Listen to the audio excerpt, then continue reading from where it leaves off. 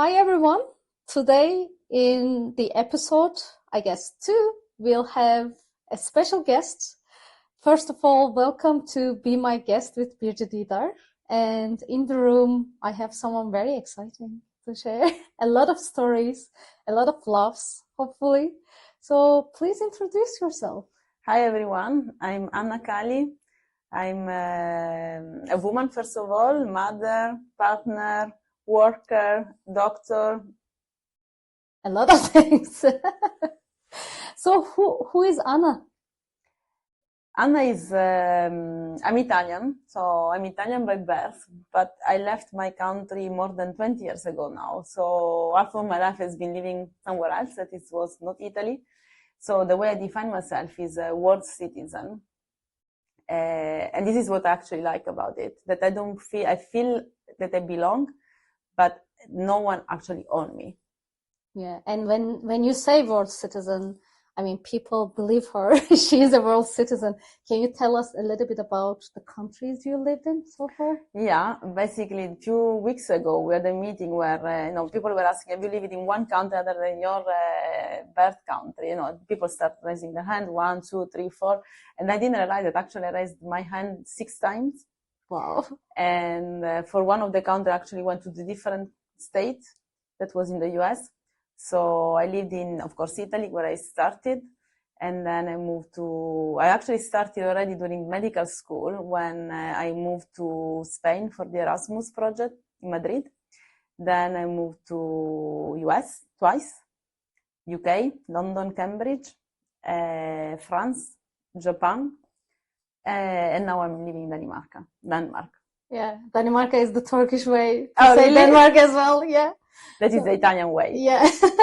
And tell us a little bit about like what you did in those countries. So you told us you're an MD. Did you tell it?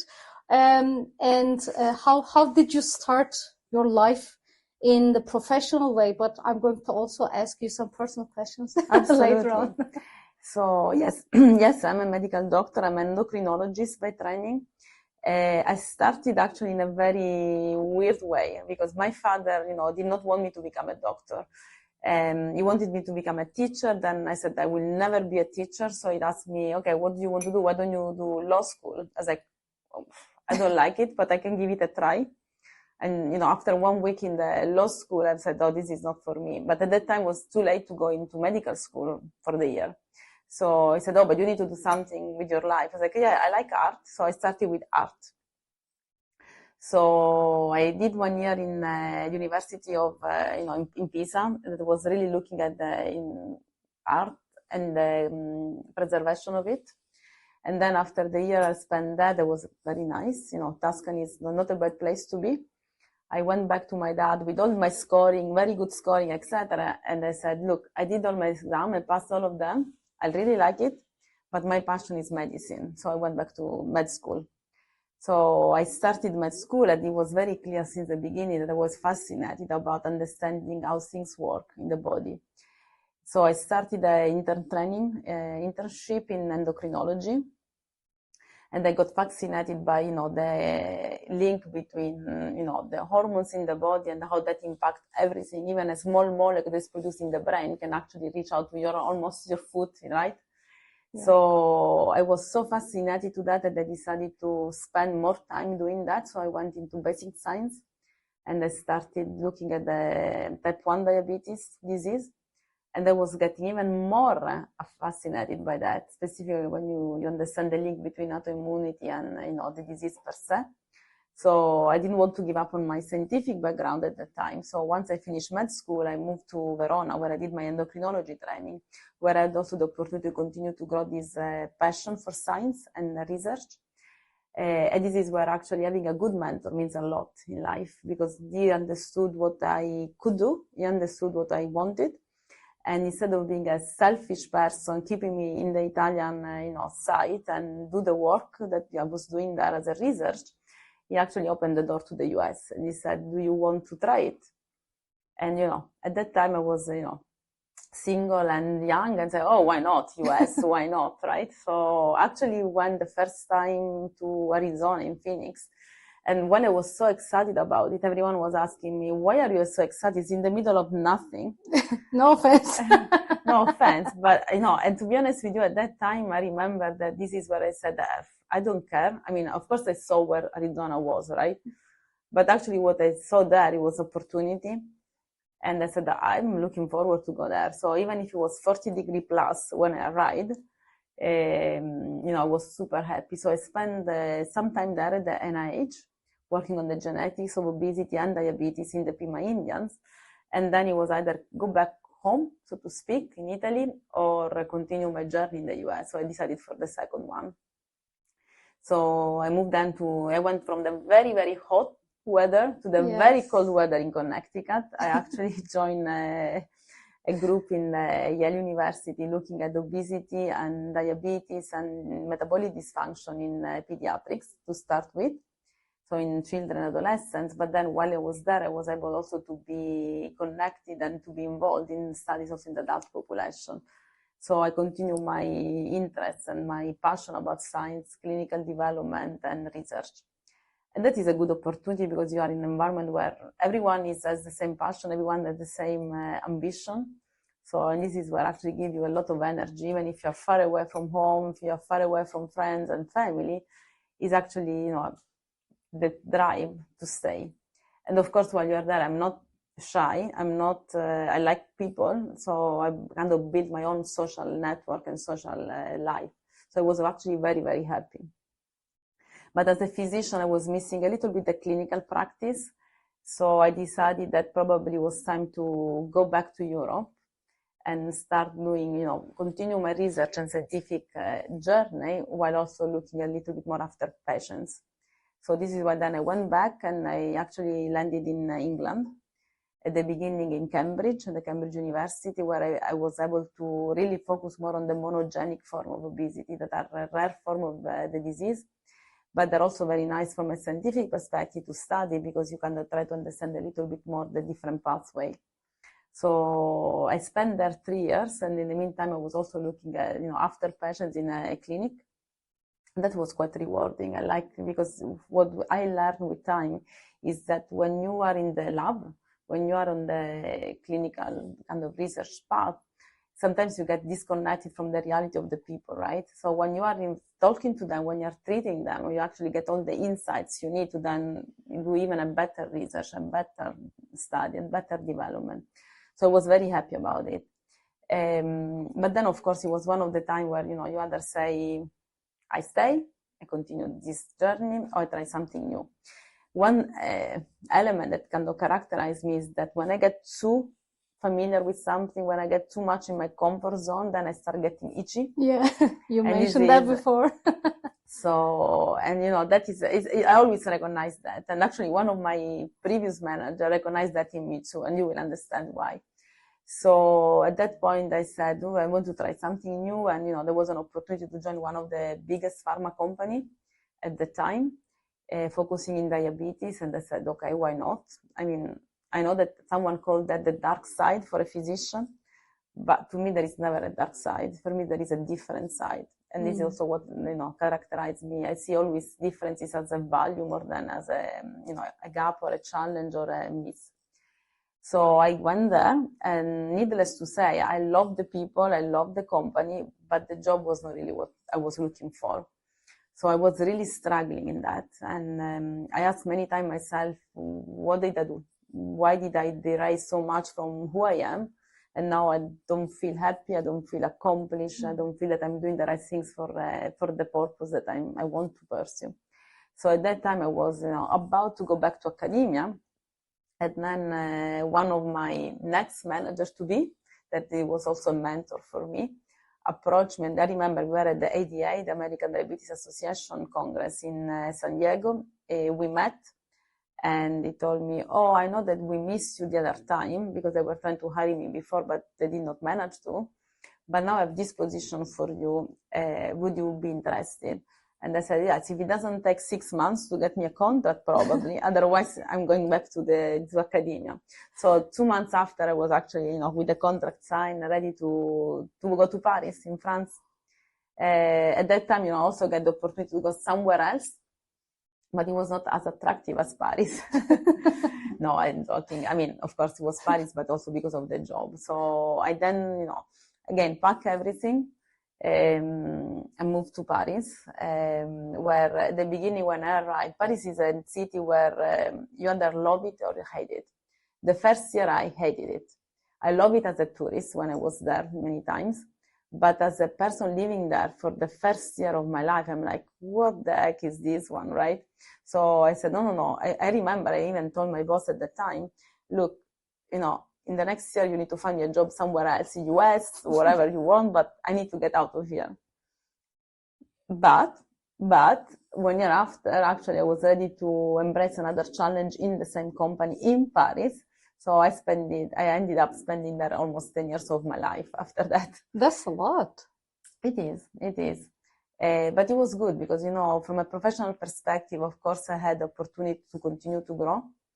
This is the same person that then understood that when I get itchy, I need to change.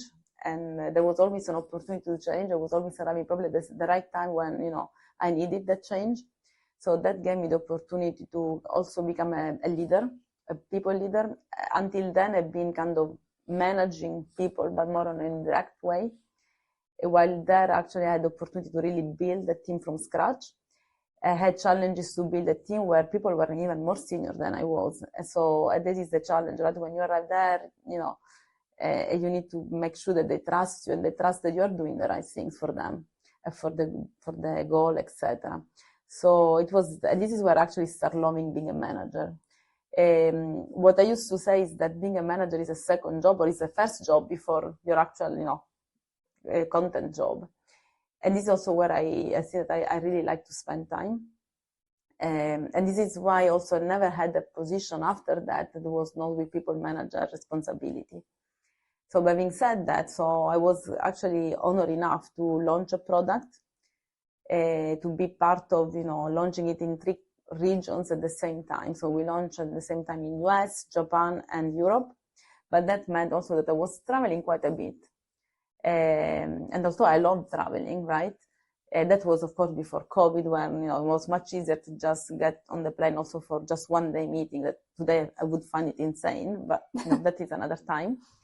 And that was also when I started understanding that actually, it was good to see how people are different, culture are different, because when you go from one country to the other and you have few weeks, months to be able to understand it, then you realize how little you know about the others.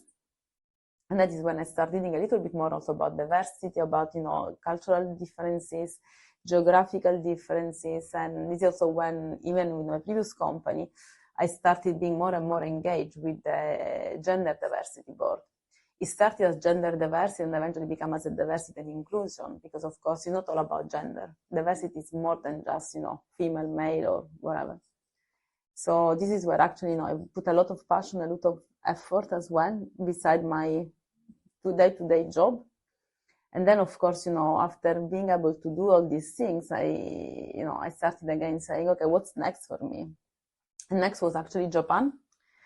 I was asked to go there and lead the Japan affiliate together with the region that was including Japan, Australia, and South Korea.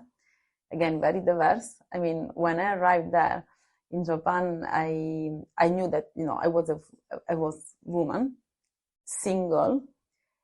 I was the top manager there. So that created a little bit of unsettling in the organization, right? And I remember when I arrived there, what I said is that, look, I'm just like you. I come from a place that is exactly like you. I have a Balkan I came from Sicily. So we do have, a Balkan there. That is like, we have the same. We have almond tree that almost look like the blossom tree of cherry blossom. And most importantly, I'm on the same page as you. I want the same thing that you want. So we are just here for the same reason. And that actually created an environment where people start trusting me and opening up. And, I could then do my job well. So I love it. I love it. I learned it a lot, professionally and personally. One thing that probably I learned is that sometimes silence is good. I remember I was sitting in meetings, and because of course I didn't speak Japanese, I always had a translator, a simultaneous translator in my ear.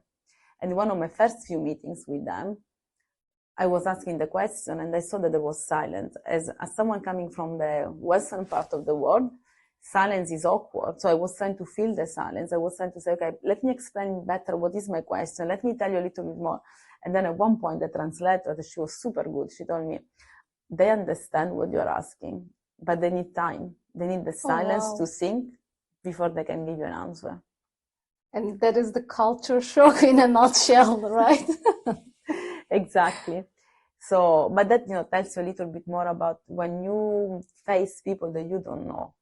What you see is not even the top of the iceberg, right? So, and this is what is important. When I see new people, I always try to take the time to say, okay, what is that it will help me understanding how can I be close to that person? That means something to that person and not just that is, something that means a lot to me, but is then pointless. So from Japan, I went back to France, I went back to Paris. At that time also my personal life started taking a different shape. Actually decided that I would have gone and live together with my partner at that time. And we also decided to have a kid together. So I got pregnant. I delivered a healthy baby, a girl. So that changed a lot about, perception, about, what my priorities were and how I do live my life as well, right? That for me was really, you realize when you have someone like that in your hand, that everything that is around becomes a little bit, blurry. And irrelevant, I guess. It's irrelevant in the meaning that you know what the priorities are. Yeah. You learn more how to prioritize, and you learn more how to really split between work and life. Because if you see about, what I've been telling about until now, has been a lot that has been driven by who I was as a professional. Yes. And understood that, at that point, I still love my profession. I still, I made choices and even to move to Denmark because of my profession. But that is not independent or not related to how that would potentially impact my personal life. So I was very happy, but then, coming back to work, actually, because in France you only have 3 months maternity leave. We can have another episode on that, I guess. When going back to work, but that was actually good because actually was giving me the opportunity to say, okay, when I'm at work, I'm Anna, the doctor, the professional, the manager, whatever. But then I know that once I leave, I become the mother, the spouse, the daughter. I've been lucky enough that my parents have been, they were still with me when that happened. And then you realize how much you are more than just one thing. So you actually kind of regain my own personal individual space.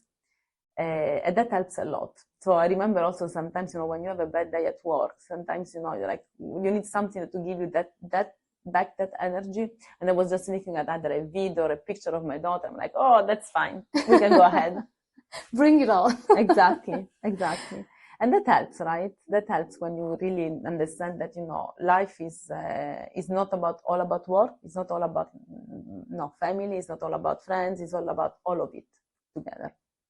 And still your professional life kept on developing after you had your baby. Yeah, in fact, when I went back, I actually decided that, I spent most of my time in the global medical affair kind of setting or in the medical affair kind of country region position. But then I decided that I wanted to have a little bit of a deeper understanding of how research and development is done in the industry. Because of course I was doing that when I was in the academia. But, it's never really comparable 100%, right? There are similarities, but there are also a lot of differences. So this is why I decided that once back from maternity leave, I wanted really to test that environment. So I decided to actually join with the same company, the research and development organization. And it was nice because, I started my new job on April 1st in 2020. And April 1st, 2020 was also when we were officially locked down in France. So I started my new job with my new manager, with my new team, with my new everything at home with my almost, at the time 1-year-old baby. With my partner was also, of course, close at home, and his oldest son. So, and then I said, oh my gosh, how am I going to do that? Being remote and not being, and that funny part is that I did my interview with my manager at the time over the phone. So I didn't meet him before actually starting my job. And actually I did not meet him until 6 months after I started my job. Oh, wow. But it was funny, you know why? Because when we met, because of course we were working very, very close together. When we met finally in person in Paris, we were going for a dinner, and he arrived and he actually hugged me. I said, oh, I feel I know you, like you are one of my classmates from university. And that is also because I think that, we always manage to build connection, build the network, even if we're not necessarily physically next to each other. So that was actually an extremely, good experience. But of course, that also gave me a lot of challenges to navigate in an environment that was new to me. Also, of course, I had my network within the company, but of course, it was something new that I've never done before in the industry. But it was interesting. I learned a lot. I learned so much that then they asked me also to kind of go and do the same job in a different part of the organization, on the R&D organization. So I was focusing more on immunology, oncology at that time. And then they asked me if I could go and kind of, so to speak, teach or share what I learned and what I did to the vaccine part of the organization. Your father's dreams were coming true. Yeah, but it did not last long. After doing that, of course, I was then approached by a different company for a position that was actually almost bringing me back to home, where I started with my research.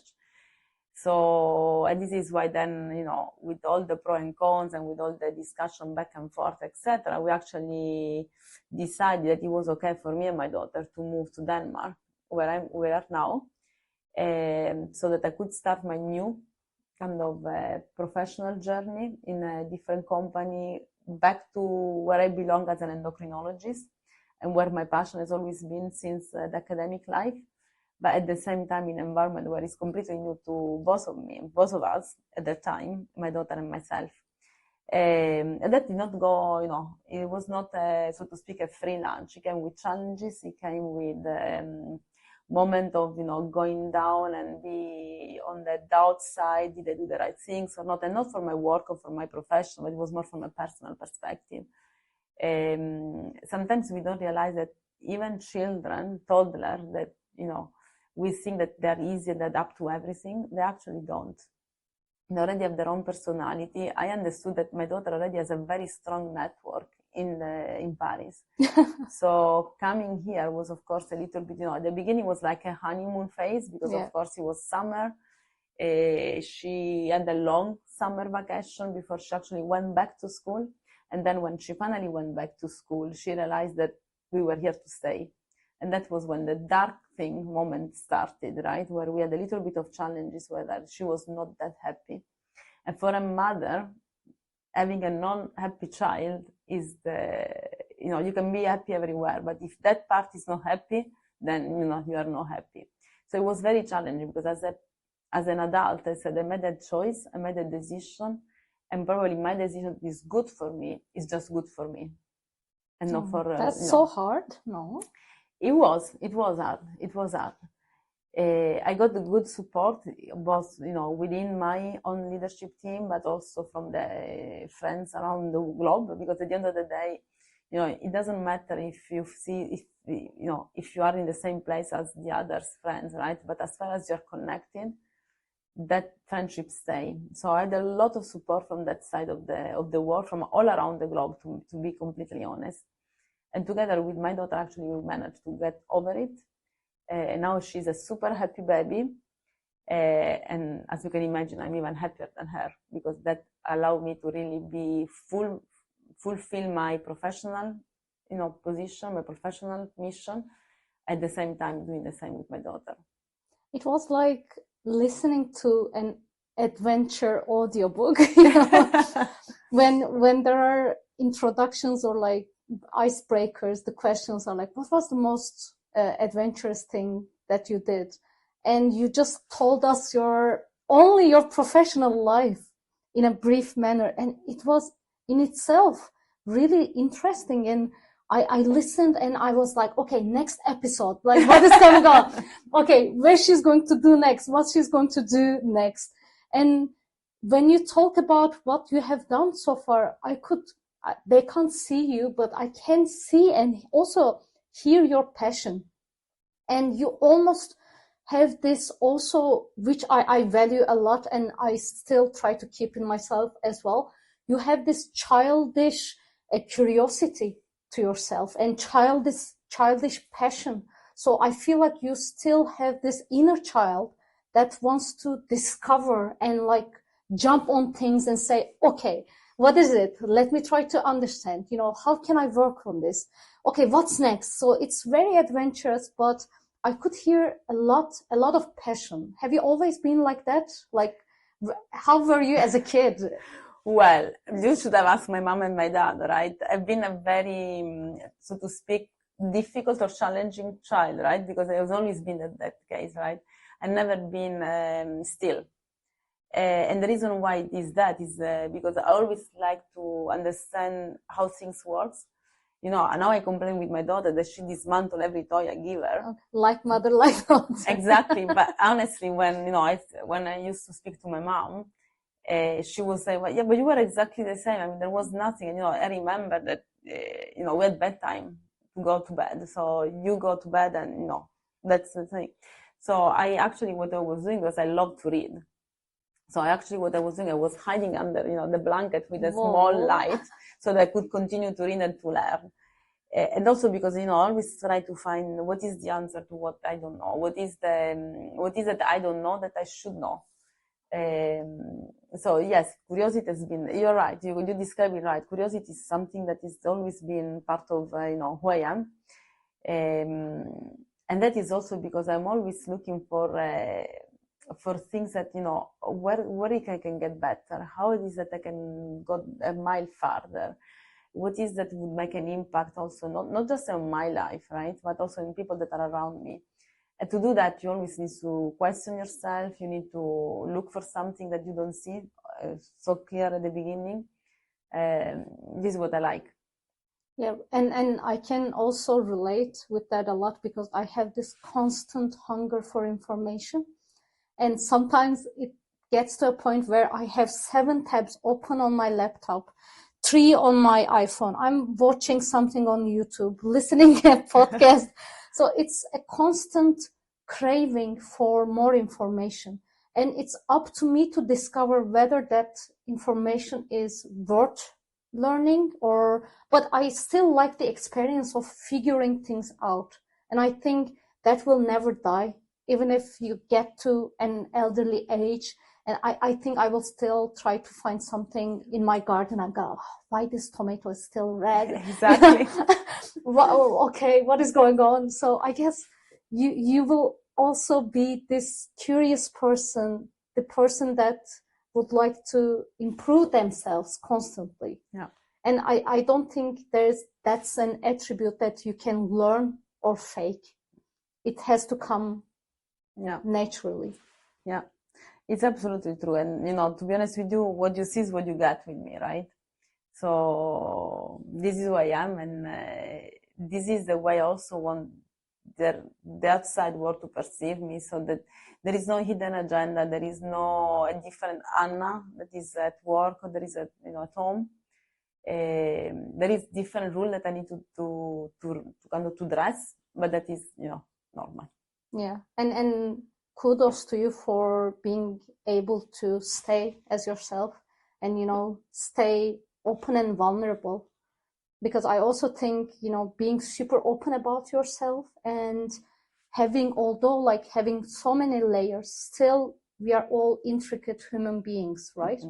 But the way you describe yourself, there is this authenticity and openness, and it kinds of like invites you in, and that's a really warming feeling, when people interact with individuals like yourself. And that's how it happened for the podcast, right? Like we connect and we immediately clicked, and I guess that's a very precious, again, attribute to have.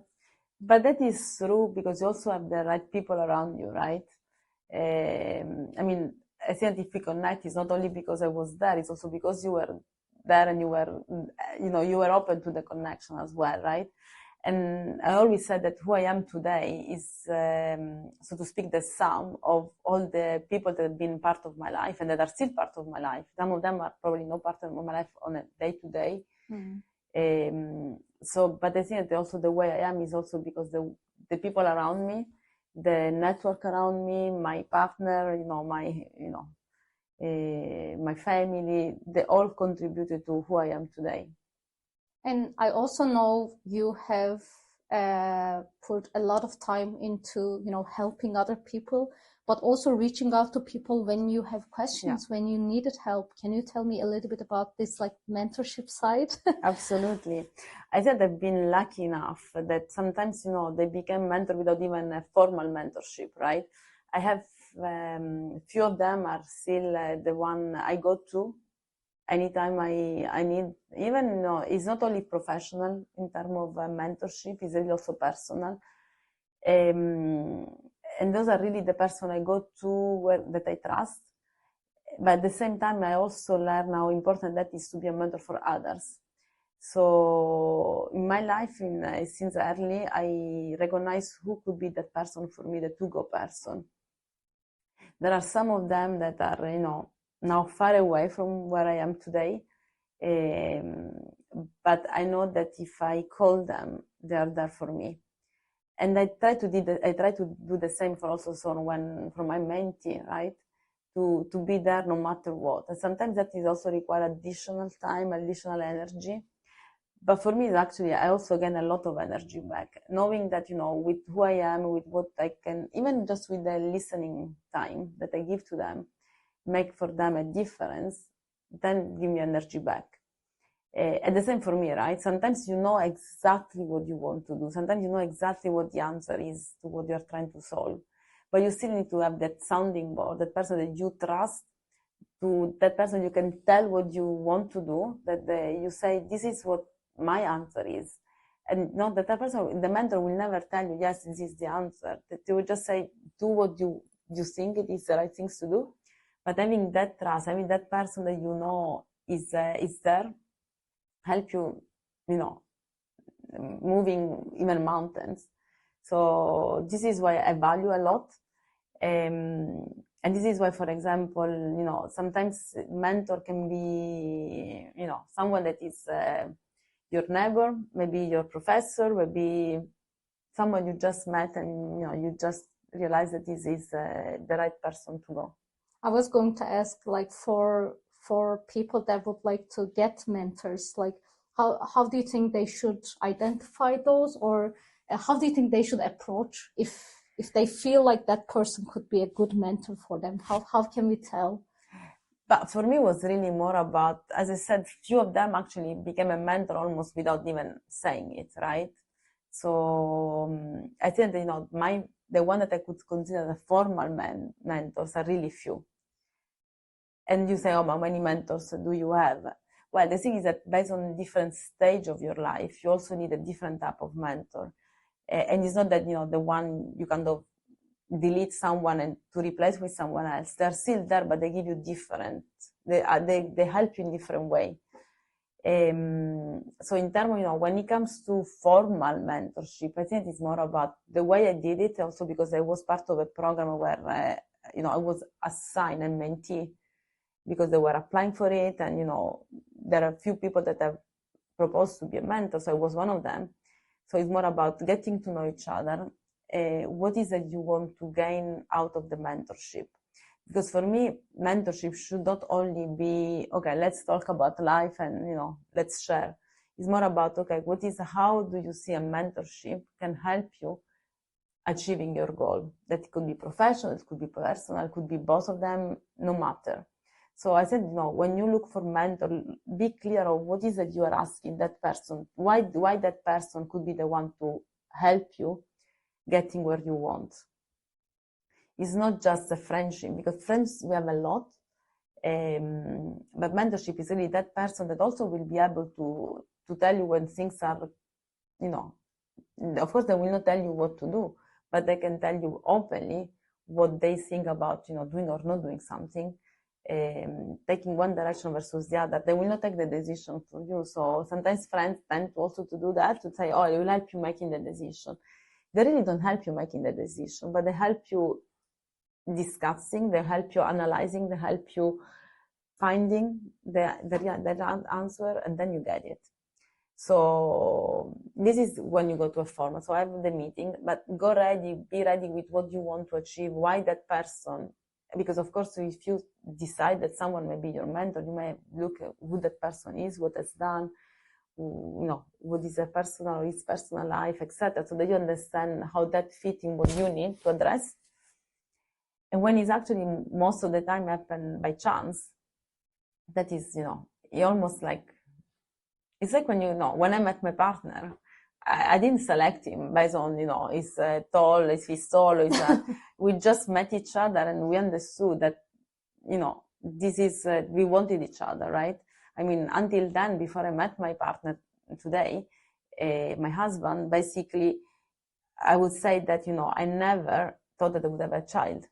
For me, with my busy professional life, having a child was the last things I may have thought about. Almost crazy. I mean, my mom, gave up on that, right? She was like, okay, from her, we are not going to get a grandchild, right?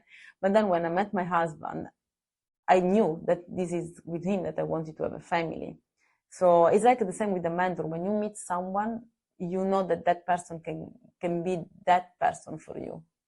And okay, so thank you very much. And for our listeners that are your not official mentees, any final tips on life in general? What I would say is that never kill. You said one thing, right? So you said about the inner child. That is true. Never kill your inner child. What I would say as well is that we all know what we want. In the bottom of our heart, we know where we want to go. We know where we want to, what we want to do, and we know what we want to achieve. So never kind of stop listening that voice. It doesn't mean that whatever we want is going to happen today. Sometimes it takes time. Sometimes also takes to fail. Sometimes it takes to make wrong decisions that are not wrong, are just, learning moment in our life. But stay true to what you want. Never give up on that. I mean, this is the most important things to do. Believe who you are. Believe that you know what you want to do. Don't be frustrated if you don't get there as soon as you will like to do, because you will get there if it's really what you want. Oh, thank you. Beautiful words. Thanks a lot, Anna. Thank you. It was a pleasure. I'm mine.